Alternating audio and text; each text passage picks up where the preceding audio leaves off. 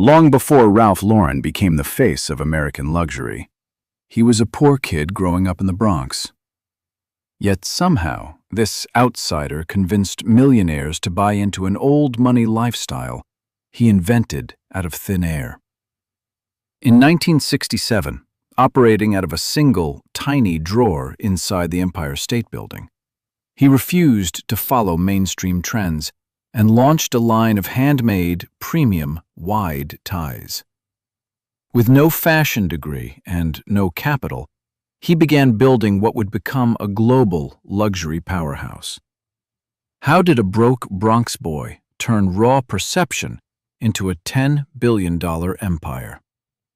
Today, we decode the exact strategic framework he used to turn perception into one of the world's most valuable luxury brands. The first brick in Ralph Lauren's empire was not a suit or a polo shirt. It was an overpriced necktie that broke every rule of the fashion industry. In the late 1960s, the standard American tie was narrow, mass-produced, and cost around $5. Ralph ties were completely different. They were 4 inches wide, cut from vibrant upholstery silks, and stitched by hand. But the real gamble was not the design. It was the price tag. He priced his ties at $12 to $15, which was nearly triple the market average. Conventional business logic, dictating that high prices kill demand, failed completely. Instead of driving customers away, the extreme price tag made wealthy buyers want them even more. Economists call this a Veblen good, where higher prices increase desirability. The strategy faced an immediate test when the legendary department store Bloomingdale initially agreed to carry his line. They demanded a massive compromise.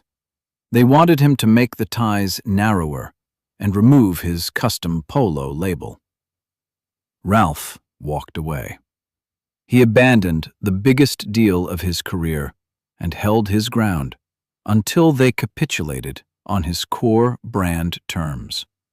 He understood that the physical product is a commodity, but the perception of the brand name is your primary financial asset.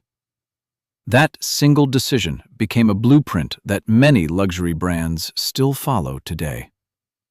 Decades later, that same strategy evolved into a luxury pyramid. At the very top sits the Ralph Lauren Purple label. These are hand-tailored Italian suits that routinely sell for thousands of dollars. From a volume perspective, these items represent a fraction of total sales and often yield thin profit margins. However, they serve a vital psychological purpose. They anchor global prestige. When a consumer sees a billionaire wearing a purple label suit at a high society event, an aura of elite wealth is permanently stamped onto the brand. This aura filters all the way down the pyramid. As a result, a middle-class shopper at a local mall willingly pays a massive premium for a $40 canvas baseball cap or a $100 mesh polo shirt. They're not just buying cotton. They're buying a microdose of the billionaire lifestyle, anchored by that elite runway suit. This became one of the most effective luxury branding playbooks ever created. Use the elite to build the aura, and use the middle class to build the fortune. Ralph Lauren never sold clothing first. He sold status. The clothing simply made the status tangible. The greatest threat to Ralph Lauren's empire was not a recession or a competitor. It was his own success. For decades, the system operated perfectly. Wealthy buyers built the prestige, and middle-class buyers generated the massive revenue. Then, the company made one strategic decision that almost destroyed the very illusion that made them rich. Initially, the strategy looked brilliant. To accelerate growth, the company rapidly opened hundreds of factory outlet stores across America and licensed the iconic Polo logo to discount retail chains. For a while, the strategy appeared to solve the company growth problem. Revenue exploded as millions of new consumers gained easy access to the brand. Then, something completely unexpected happened. The customers Ralph Lauren could least afford to lose simply stopped showing up. The ultra-wealthy buyers at the absolute top of the pyramid quietly disappeared. They stopped visiting the boutiques. They stopped wearing the clothes. This drop at the top triggered a catastrophic domino effect down the entire luxury pyramid. Once billionaires stopped wearing the logo, the luxury aura vanished. Without that aura, the middle-class consumer suddenly lost interest in paying premium prices for mass-produced apparel. The mirage evaporated. Sales weakened. Department stores aggressively discounted inventory to clear space, and the company market value fell by billions of dollars over the following years. The consequences became impossible to ignore as the company was forced to confront a hidden financial problem known as brand dilution. The core mechanics of status economics dictate that luxury value depends entirely on scarcity. When a status symbol becomes visible on every street corner, it loses its psychological leverage. You cannot build a sustainable $10 billion empire on an illusion that everyone can buy. This exact business crisis forces companies across the global economy to adapt constantly. Today, automated production and modern logistics make copying designs incredibly cheap and fast. Fast fashion brands can now easily replicate the visual look of high-end luxury within weeks. Traditional visual markers of wealth are breaking down because anyone can buy the appearance of status. To survive this era of oversaturation, multiple elite brands launched a quiet defensive war.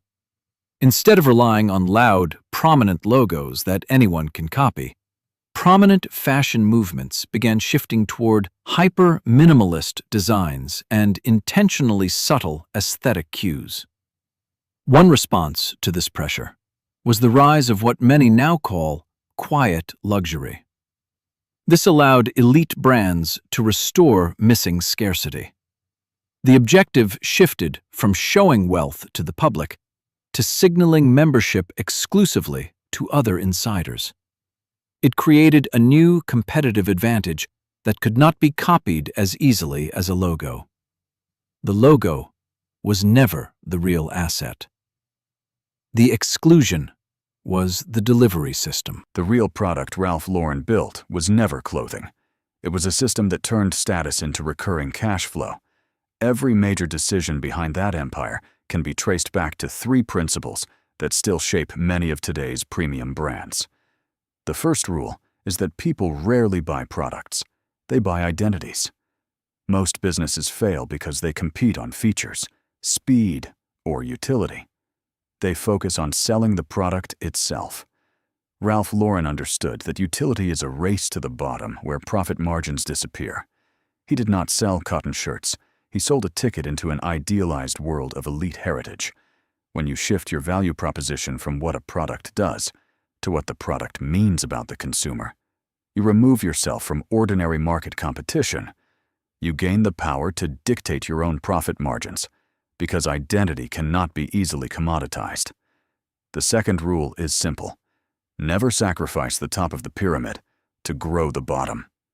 Every expanding business faces the temptation to lower standards to capture quick mass market revenue. However, as the brand dilution crisis proved, the bottom of your business cannot survive if you destroy the top.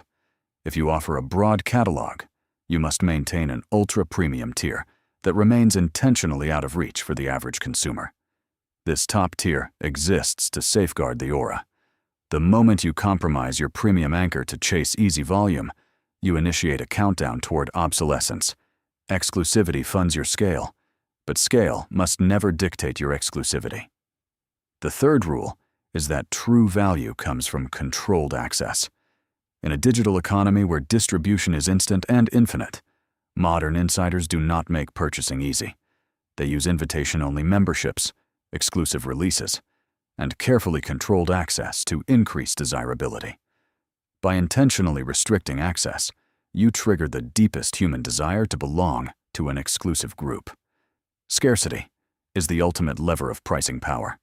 These three principles explain how a young man from a cramped Bronx bedroom built a $10 billion empire without an industry pedigree or initial capital.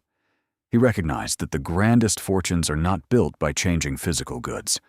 They are built by commanding human perception. As you build your own financial future, look closely at the assets you are creating. Are you competing on utility, or are you engineering status? The ultimate wealth engine is never the product you manufacture. It is the psychological ecosystem you control. Ralph Lauren never became one of the richest names in fashion because he mastered clothing. He became one of the richest because he mastered perception. Everything else was simply fabric. Thank you for watching Wealth IQ. If you found value in this strategic breakdown, subscribe to the channel, and we will see you in the next video.